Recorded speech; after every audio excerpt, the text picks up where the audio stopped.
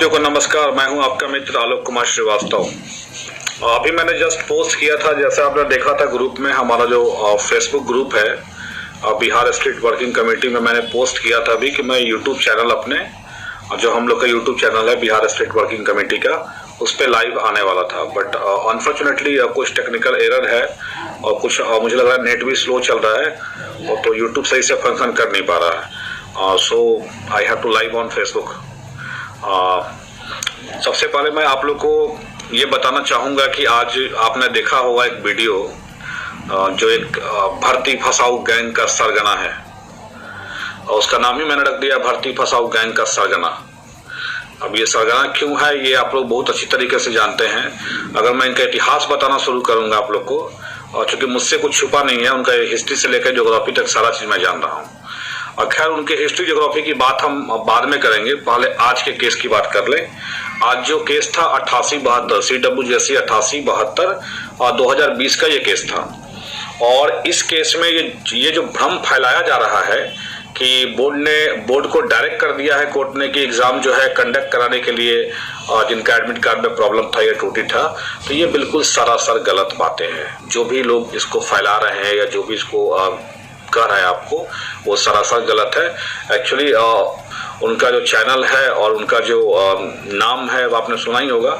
तो उन लोग का नाम, एक्चुअल नाम उनका होना चाहिए था, जानते हैं क्या? एक्चुअल नाम होना चाहिए शिक्षा बिगाड़ और बेरोजगार। That is the correct name for them. वो ज्यादा सही रहता, शिक्षा बिगाड़ और बेरोजगार। और क्योंकि शिक्षा का सुधार तो कम, बिगाड़ ज्यादा हो रहा है, तो करेक्ट नाम सही से चूज कर लो भाई अपना। शिक्षा बिगाड़ और बेरोजगार कर लो, वो ज्यादा बेहतर रहेगा तुम्हारे लिए। और दूसरी बात, जो तुम ये बच्चों को जो बरगला रहे हो ना बार बार कि ये मतलब, देखिए ये बंदा आज से नहीं, 2017 में टीईटी हुआ था। ये बंदा 2017 टीईटी फेल था, और 2017 टीईटी फेल होने के बाद फिर इसने क्या किया कि गलत प्रश्नों के बदले अंक मिलना चाहिए इसको करके केस किया। अभी तक केस चल ही रहा है। 17 से 21 आ गया। भोले भाले जो बच्चे हैं इसके जाल में फंस जाते हैं, और ये अच्छी तरह से बखूबी जानता है इनको जाल में फंसाना, और जाल में फंसा के और बच्चों को ठगना इसका काम है। ये बहुत बड़ा ठग है। आप 17 का उसका वीडियो देखे होंगे। आज मैं एकदम गुस्से में हूं थोड़ा, इसलिए बोल रहा हूं, सब मुझे बोलना नहीं चाहिए था, लेकिन आज बहुत गुस्से में हूं। आप उसका वीडियो देखे होंगे 2017 का, कि गलत प्रश्नों के बदलो अंक की मांग वो कर रहा है। उसकी क्या औकात है ना, वो आपको दिख रहा होगा। ऐसे मैं किसी को कोई औकात बोलता नहीं हूँ जनरली में, लेकिन दुष्ट आदमी के लिए दुष्ट शब्दों का प्रयोग करना पड़ता है। अब जब गलत आदमी सामने हो ना, उसके लिए अच्छा शब्द मुंह से निकल नहीं पाता है। तो उसकी क्या औकात थी, अब देखिएगा वो किस तरह के कपड़े पहनता था 2017 में। शुद्ध से एक ऊपर का शर्ट भी अच्छा उसका नहीं है, और शर्ट पैंट जिसके पास औकात नहीं थी सही से पहनने का, वो बंदा आज ब्रांडेड कपड़े और ब्रांडेड जूतों में घूमता है। तो आप खुद सोचिए कि ब्रांडेड कपड़े और ब्रांडेड जूते में घूम रहा है, ये उसका पैसा नहीं, ये सब चंदा चोरी का पैसा है। इसका काम है हर केस के नाम पे हर चीजों में टांग अड़ाना कि हाँ आपका हम ये काम करा देंगे। अभी देखिए स्टेट में बहुत सारे लोगों का कुछ त्रुटियां हैं, जो प्रॉब्लम है एडमिट कार्ड में, तो उनको डायरेक्ट बोर्ड से कांटेक्ट करना चाहिए था। लेकिन ये फिर से मसीहा बन के खड़ा हो गया कि एडमिट कार्ड में सुधार करवा रहे हैं या कुछ भी वगैरह।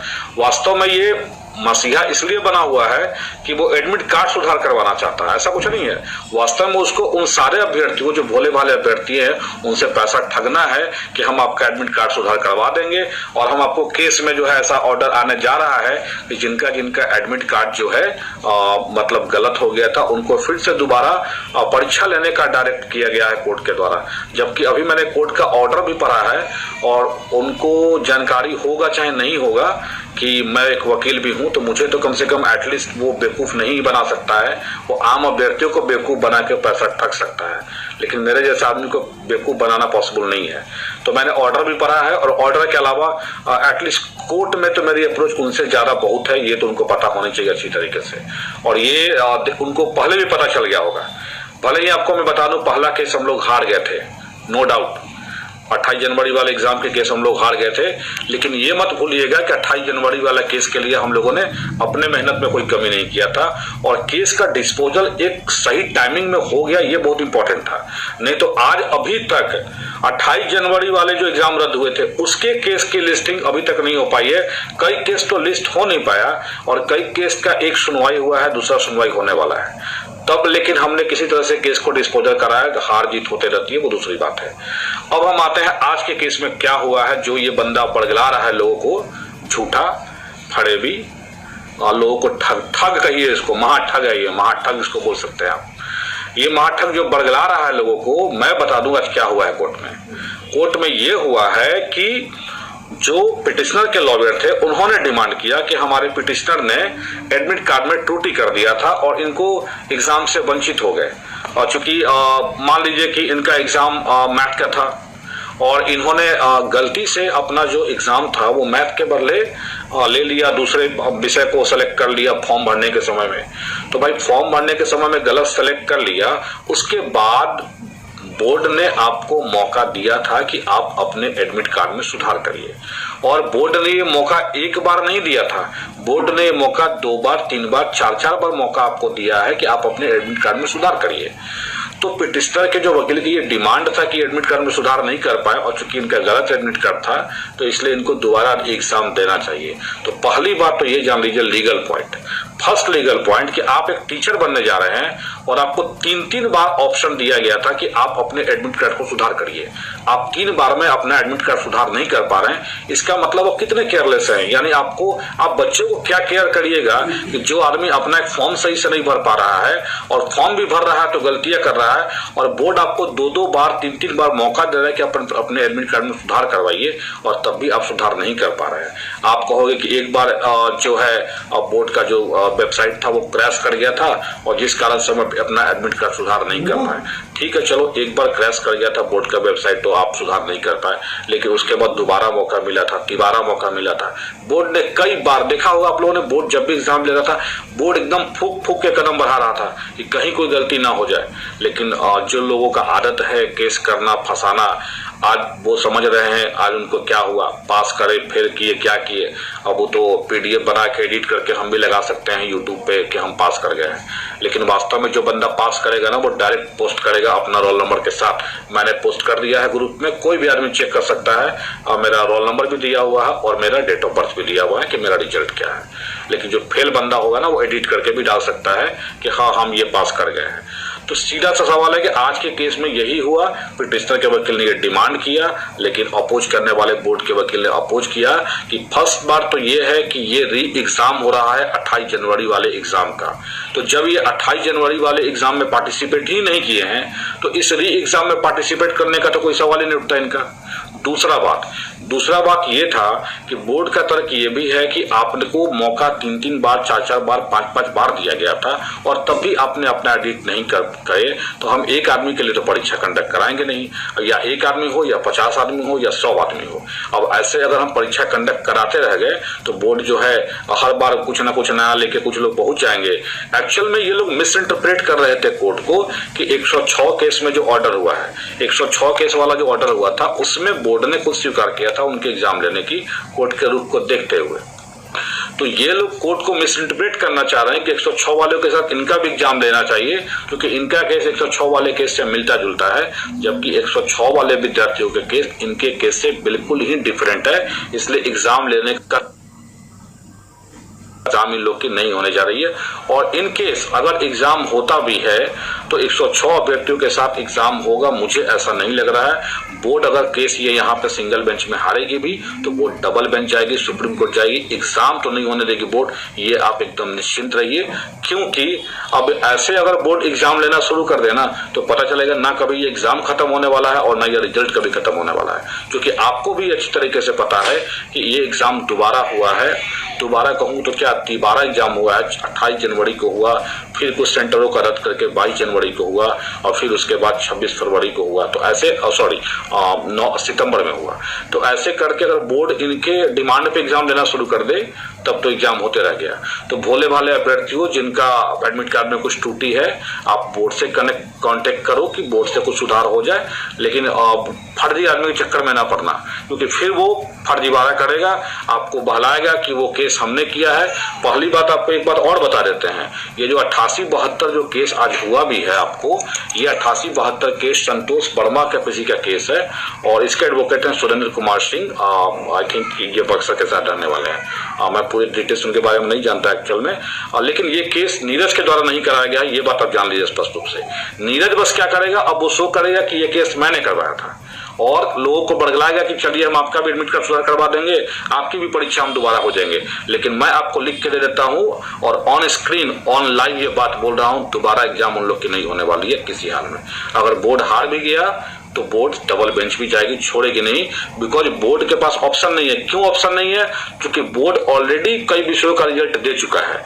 अगर बोर्ड फिर से इन लोग के लिए, मान लीजिए 50-100 कैंडिडेट है, मान लीजिए कोई मैथ के हैं, कोई साइंस के हैं, कोई इंग्लिश के हैं, कोई हिंदी के लिए हैं, इन लोग के लिए फिर अगर दोबारा कंडक्ट कराती है तो जो पिछला रिजल्ट है वो सारा रिजल्ट उसको रिवाइज करना पड़ेगा, क्योंकि नॉर्मलाइजेशन का जो फॉर्मूला होता है वो सारे शिफ्टों के लिए एक बार में लगाया जाता है। और यहाँ भी आप देख लो कि इस एग्जाम का भी जो रिजल्ट रुका हुआ है हमारे साथियों का साइंस में, संस्कृत में और आपका उर्दू में, ये 3 विषयों को क्यों रोक दिया? इसलिए रोक दिया क्योंकि 106 कैंडिडेट में ये तीनों विषय के लोग थे। और मैं उन साथियों से कहूंगा निराश होने की जरूरत नहीं, थोड़ा इंतजार आपका लंबा बढ़ गया है, इसमें कोई दो राय नहीं है, लेकिन हम लोग आपके साथ हैं, हमेशा पहले भी थे, आपके साथ अभी भी हैं। और इंतजार कीजिए, एग्जाम आपकी एकदम बिल्कुल समय से होगी। और 2 अप्रैल को जो टाइम दिया गया है, 2 अप्रैल को ही आपका एग्जाम एनी हाउ होगा। तो वेट फॉर 2 अप्रैल, 2 अप्रैल का वेट करिए, 2 अप्रैल को आपकी एग्जाम जरूर होगी। और उसके बाद इसलिए मैं कह रहा हूं, वैसे लोग जो इस बता रहा हूं, आपकी कोई प्रॉब्लम है, कोई ग्रीवांसेस है, आप डायरेक्ट बोर्ड को जाइए, डायरेक्ट बोर्ड में जाके कोई अपने ग्रीवांसेस बताइए। लेकिन ये बात जरूर सोचिए कि बोर्ड ने आपको 2 बार 3 बार 4 बार आपको मौका दिया कि आपको ऐसे होना चाहिए था कि आप अपने एडमिट कार्ड को एडिट कर लो, तो एडिट आपको करना चाहिए था।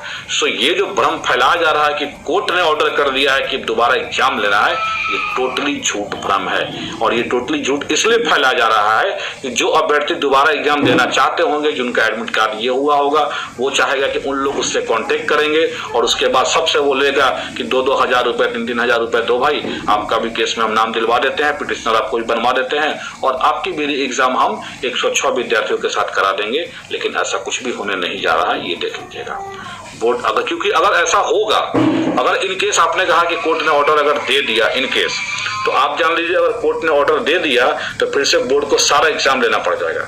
और सारा एग्जाम अगर नहीं भी लेना पड़ेगा तो पुराना सारा रिजल्ट उसको कैंसिल करना पड़ जाएगा, क्योंकि नॉर्मलाइजेशन का फॉर्मूला हर शिफ्ट के लिए लगाना पड़ेगा अलग अलग। तो कैसे हुआ कि मैथ वाले का फिर से दोबारा एग्जाम हो? ये पॉसिबल नहीं है, मैथ का ऑलरेडी रिजल्ट आ चुका है। सो इट्स नॉट पॉसिबल, किसी भी हाल में ये पॉसिबल नहीं हो सकता है। इसलिए हम सभी साथियों से अपील करना चाहेंगे, जो भी आपके मित्र हैं, आपके आसपास के लोग हैं, उनको समझाइए कि अगर कोई भी ग्रीवांसेस हो तो वो डायरेक्टली बोर्ड को मिले, न कि इस चंदाचूर गिरोह के जो सरगना है उसके चक्कर में पड़े। और चंदाचूर गिरोह का सरगना के बारे में मैंने आपको बता ही दिया कि 1700 वो केस लड़ने की उसकी आदत है। बीटेट में गलत प्रश्नों के बदले अंक दीजिए, गलत प्रश्नों के बदले अंक तो नहीं मिला है, लेकिन उस आदमी की जो वीडियो देखा होगा आपने कल, कैसा कपड़ा पहने हुए है, उस कपड़े से उसका औकात पता लग रहा होगा कि उसका औकात क्या है।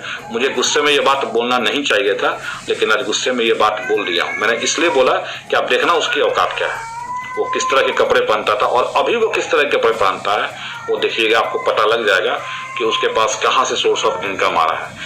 और रही बात मेरी बात, तो मैं आपको बता दूं कि मैं अब पहले भी वही था, अभी भी वही हूं, भविष्य में भी वही रहूंगा। जाके मेरा प्रोफाइल चेक कर लेना कि पहले हम क्या थे। मेरे बारे में अगर वो बोलेगा तो बस यही कहूंगा कि पहले भी क्या थे, देख लेना प्रोफाइल चेक करके फेसबुक पे, और अभी भी क्या है वो भी चेक करके देख लेना। पहले भी वही थे, आज भी वही है, आगे भी वही रहेंगे। एक बात और आप लोगों को कहना चाहूंगा, रिजल्ट में हम लोग का रिजल्ट आ चुका है। समझिए कि कुछ बाधाएं अभी दूर हुई हैं, अभी बहाली के के लिए बहुत लंबा संघर्ष करना है। इसलिए बिहार STET वर्किंग कमेटी हमारा ग्रुप बन रहा है फेसबुक पे। अब तो ग्रुप ऑलरेडी पहले था ही, अभी हम लोगों ने हर व्हाट्सएप ग्रुप बनाना शुरू किया हर जिले का। हर जिला में ज़्यादा से ज़्यादा लोग जुड़िए और जो पास कैंडिडेट है वही लोग जुड़े। मैं जो अभ्यर्थियों का नहीं हो पाया कुछ नंबरों से मैं उनके साथ हूँ, लेकिन आप खुद सोचिए कि नॉर्मलाइजेशन के लिए जो भी फार्मूला लगाया गया था, हर शिफ्ट के हर अभ्यर्थियों के लिए वही फार्मूला लगाया गया था। स्पेशली कोई फार्मूला आपके लिए नहीं लगाया गया था। इसलिए जो चीज़ लाइफ में हो चुका है उसको स्वीकार करिए और आगे बढ़ने की कोशिश कीजिए। 33,000 वैकेंसी और भी आने वाली है। जब तक ये क्लियर नहीं होगा आई डोंट थिंक कि 33,000 वैकेंसी आएगी। तो सो फोकस करिए फ्यूचर के लिए कि आगे जो वैकेंसी आ रही है उसके ऊपर हम ध्यान दें। एक बात और कहना चाहूँगा, हमारा एक यूट्यूब चैनल पे मैंने बोला भी था अभी कि मैं यूट्यूब पे लाइव आने वाला था। हमारा चैनल है बिहार स्टेट वर्किंग कमेटी का यूट्यूब चैनल है, उस पर मैं लाइव आता बट कुछ टेक्निकल प्रॉब्लम की वजह से नहीं आ पाया हूँ और उसके लिए मैं माफ़ी चाहूँगा। ज़्यादा से ज़्यादा इस वीडियो को शेयर करें ताकि चंदा चोर जो है उसके पास तक ये वीडियो पहुँचे और जो आम अभ्यर्थी है वो कम से कम ठगी के शिकार होने से बच जाए। ऐसे ठगों के चक्कर में ना पड़िए आप लोग, इसी में भलाई है। क्योंकि इस ठग का काम ही है केस लड़ो और लोगों से केस के नाम पे, एडमिट कार्ड सुधार करवाने के नाम पे, तो गलत प्रश्न दिलवाने के नाम पे लोगों को ठगना। इसलिए इस ठगों से सावधान रहिए और इंतजार कीजिए कि जल्द से जल्द और जो हमारे साथी हैं 3 विषयों का रिजल्ट जिनका बाकी है वो रिजल्ट जल्दी आ जाए। फिर आगे हम लोग देखिए कैसे बहाली की प्रक्रिया होगी। क्योंकि मुझे ऐसा अपना पर्सनल ओपिनियन मुझे लग रहा है, ऐसे हम लोग कल विभाग में जाने वाले हैं बात करने के लिए सेंटर में कि कब से बहाली शुरू हो रही है। लेकिन अगर विभाग लेट भी करती है बहाली शुरू करने में तो आई डोंट थिंक कि ज़्यादा लेट होगा। लेट हो सकता है मे बी कि कुछ लेट हो। अब हो सकता है कि 106 कैंडिडेट का जो परीक्षा है रिजल्ट आने के बाद 3 विषय बाकी है उनके बाद ही प्रक्रिया शुरू हो। हाँ, लेकिन अगर विभाग में ये अगर लेट होने की कगार पे है कि हाँ लेट से बहाली होगी, तो अगर बहाली लेट से होगी तो आप सारे लोग यूनाइटेड हो जाइए। बहुत सारे केस स्टेट पे अभी होने वाले हैं और अगर आप चाहते हैं कि जिनका रिजल्ट आया है उनका रिजल्ट बचा रहे तो स्टेट वर्किंग कमेटी के साथ कदम से कदम मिलाकर चलिए। बिना आपके सहयोग के मैं कुछ नहीं कर पाऊंगा, आपके सहयोग से ही मैं कुछ कर पाऊंगा। और आपका सहयोग रहेगा तो चाहे जितना भी चंदा चोर गिरोह खड़ा हो जाए सामने में, अकेले आलोक श्रीवास्तव उनके लिए काफी पड़ेगा और उनके लिए भारी पड़ेगा।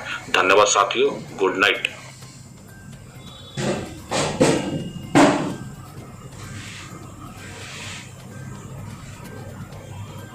तो दोस्तों आपने सुना ये थे आलोक सर, और आलोक सर ने क्या कुछ बातें कही आप सुन सकते हैं। आगे की रणनीति तय हो चुकी है और जल्द से जल्द अब कहीं ना कहीं जो नियोजन की बात है उस पर विभाग को भी गंभीर होना होगा और कहीं ना कहीं सबको साथ देना होगा वर्किंग कमेटी का, जैसा कि आलोक सर ने बताया है।